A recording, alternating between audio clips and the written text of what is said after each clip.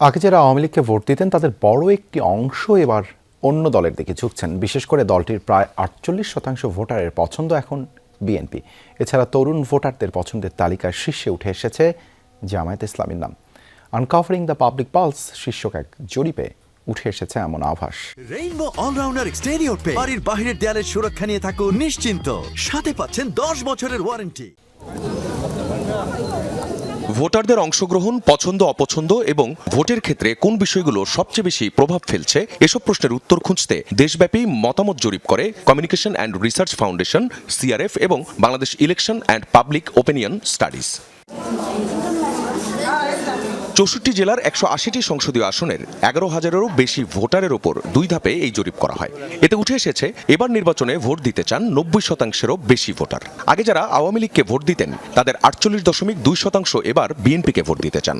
একই শ্রেণীর ভোটারের 29.9% জামায়াতকে, 6.5% জাতীয় নাগরিক পার্টিকে এবং 13% অন্য দলকে ভোট দেওয়ার কথা জানিয়েছেন। সংবাদ সম্মেলনে জরিপের ফলাফল তুলে ধরেন সিআরএফ এর স্ট্র্যাটেজিক কোঅর্ডিনেটর জাকারিয়া পলাশ। 20% বিএনপি সমর্থক ভোটাররা মনে করে যে ব্যালট দখল হয়ে যেতে পারে কোনো কোনো পক্ষের দ্বারা। 33% বিএনপি সমর্থক ভোটাররা মনে করে যে ভোটের সময় ভুয়া ভোট হতে পারে বা জাল ভোট হতে পারে।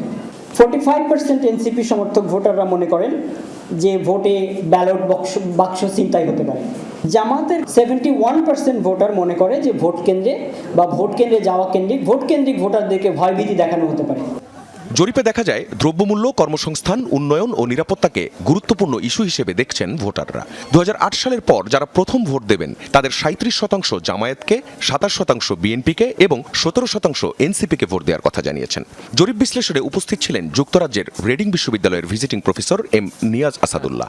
সরকারের কাছে যে বার্তাটা আমাদের খুব শক্ত করে পৌঁছাতে হবে যে আপনারা আরও উদ্যোগী হন, সহিংসতা, নিরাপত্তা এবং নির্বাচনের দিনে সর্বজনীন অংশগ্রহণের পরিবেশটা যেন তারা নিশ্চিত করে। জরিপের তথ্য মতে ভোট দেওয়ার সময় ধর্মকে গুরুত্ব দেবেন 35.9% ভোটার।